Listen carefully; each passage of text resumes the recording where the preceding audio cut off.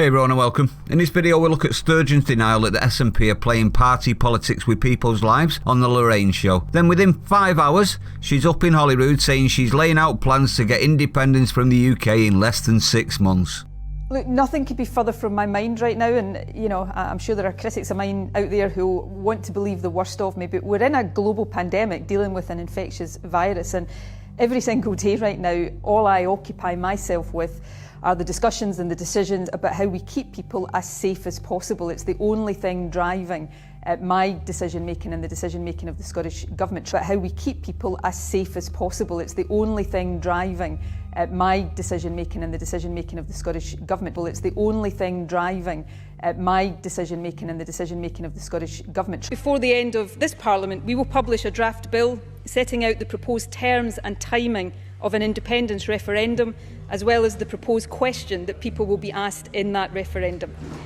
And then this is in the midst of a recession caused by allergy lockdowns that could very easily turn into depression. This, in my opinion, is utter madness from the SNP. A lot of the Scottish GDP is derived from England in both tourism and budgets, and still they want to leave at the massive detriment to the Scottish people. How do they intend to regrow an already crumbling economy? I have no idea.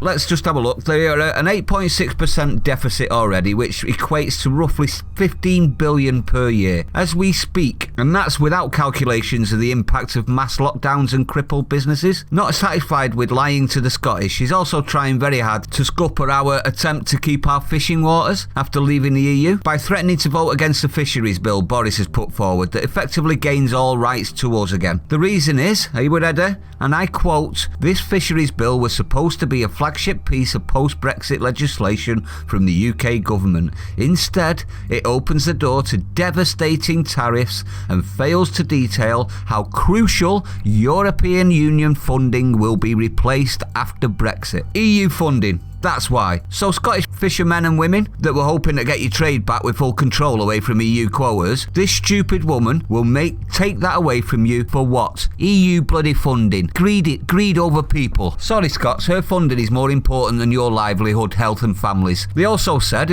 successive Tory governments at Westminster have sold out Scotland's world-class fishing industry for nearly half a century, and today's bill proves that nothing has changed. No, you silly little cranky grot bags. It was the EU that did that, along with all our industries, by giving tax breaks and relocation grants and fishing quotas that starved yours and our fishing industry. They bought us out. We brought us out, i.e. the people, by voting out of the EU. And you want to go back in? In your dreams. £4.6 billion has gone to Scotland under Barnett consequentials from the UK taxpayer. And without the UK taxpayer, the Scottish Government would find it very hard to make ends meet. That has provided support for 146,000 self-employed people, and 628,000 people have joined the furlough scheme. So a very, very large number of people, over 750,000 Scottish people, have been helped because they belong to the United Kingdom, and that is something of which we should all be proud. Then the Honourable Gentleman comes to the devolution settlement.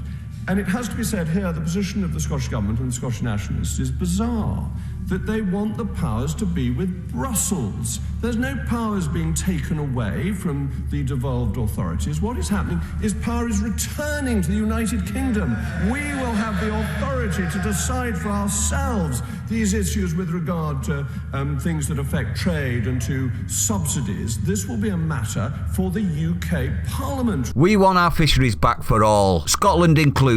Let's not forget too, she's trying to finish business in Glasgow with a new citywide lockdown. 800,000 people locked down for infections, not deaths. Scotland will probably be locked down till all your businesses are gone, as I fear will happen here. We must be protected from ourselves seems to be the logic nowadays, doesn't it? Wrong. We're able to be strong and safe without government intervention, and I for one am sick of it. Please, Scotland and the Scottish, please, anyone that's a unionist, don't let this woman ruin you like this. We are stronger together, not divided. Rule Britannia.